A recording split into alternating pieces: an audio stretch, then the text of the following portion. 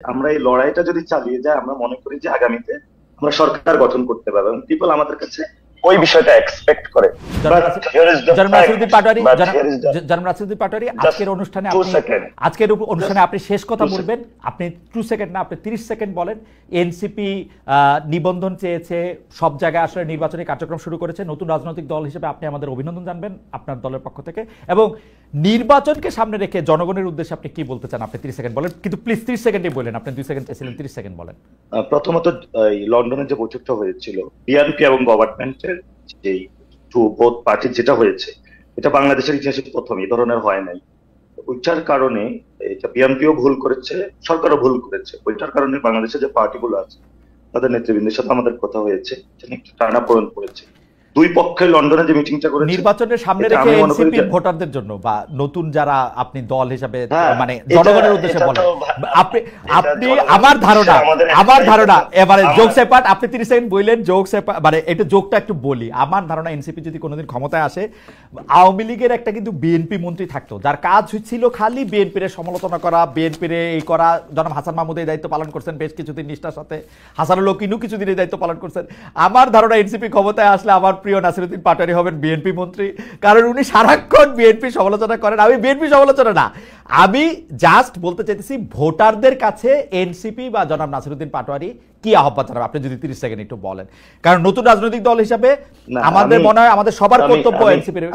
আমি ভবিষ্যতে হলে আমি বলি, আপনি যেটা বলেছেন, আমি ভবিষ্যতে আমার অনেক কাজ আছে, maybe I have to take the responsibility of আমাদের ডিসিপ্লিনারি। সো আপনাকে আমি আগে একটা ইঙ্গিত দিতে পারি মানে আমি কি বলতে চাচ্ছি। আরেকটা যে বিষয়টা আপনি বলেছেন, আমরা মানুষের দুয়ারে দুয়ারে যাচ্ছি। আমাদের যেমন ভোটার কেন্দ্রিক রাজনীতি রয়েছে, আমাদের দেশটা কিন্তু পরিবর্তন হয়নি। ফলত আমাদের ন্যাশন এবং স্টেটের জায়গায় আমরা মনে করি অনেক কাজ করতে হবে। শুধু যদি ভোট পেয়ে পার্লামেন্টে গিয়ে এলাকায় কোন জায়গায় কালভার্ট, ব্রিজ হয়েছে, দুর্নীতি, এই জায়গাটা থেকে বের হয়ে আমরা দেশটা পুনর্গঠনের কাজে, সেই জায়গায় যদি এনসিপির ঘরে একটি আসনও না আসে, আমরা এই লড়াইটা যদি চালিয়ে যাই, আমরা মনে করি যে আগামীতে আমরা সরকার গঠন করতে পারবো এবং পিপল আমাদের কাছে ওই বিষয়টা এক্সপেক্ট করে বা আশা করে। আমরা মানুষের ওই আশার জন্য কাজ করে যাচ্ছি।